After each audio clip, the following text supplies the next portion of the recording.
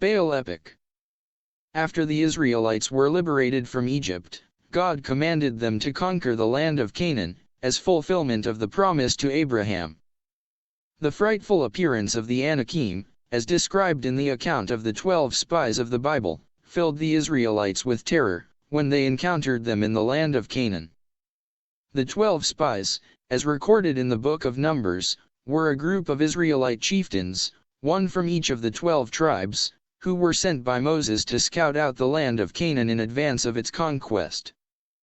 The Israelites seem to have identified them with the Nephilim, the giants, Genesis 6:4, Numbers 13:33, of the flood story.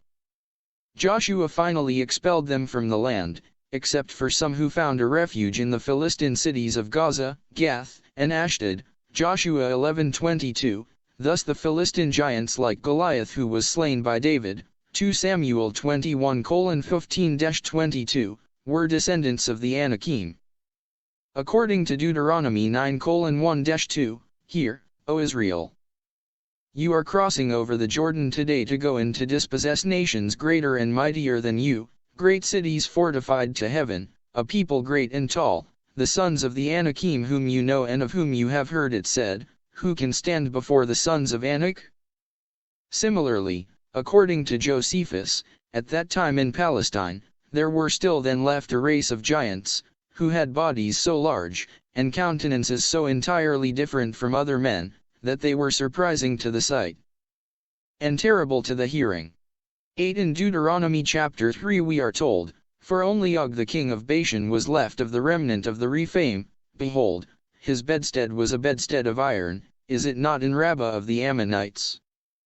9 cubits was its length, and 4 cubits its breadth, according to the common cubit. When Moses sends out a reconnaissance team to gather information about the land of the Canaanites. Upon their return from the mission they report, We went into the land where you sent us, and it certainly does flow with milk and honey, and this is its fruit. Nevertheless, the people who live in the land are strong, and the cities are fortified and very large, and moreover, we saw the descendants of Anak there. Amalek is living in the land of the Negev, and the Hittites and the Jebusites and the Amorites are living in the hill country, and the Canaanites are living by the sea and by the side of the Jordan. 9.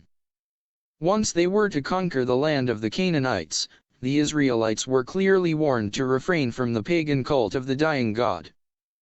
According to Deuteronomy 18:9-12. When you enter the land the Lord your God is giving you, do not learn to imitate the detestable ways of the nations there.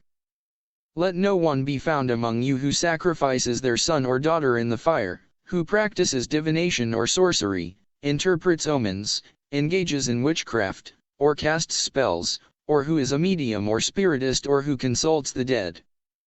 Anyone who does these things is detestable to the Lord. Because of these same detestable practices the Lord your God will drive out those nations before you.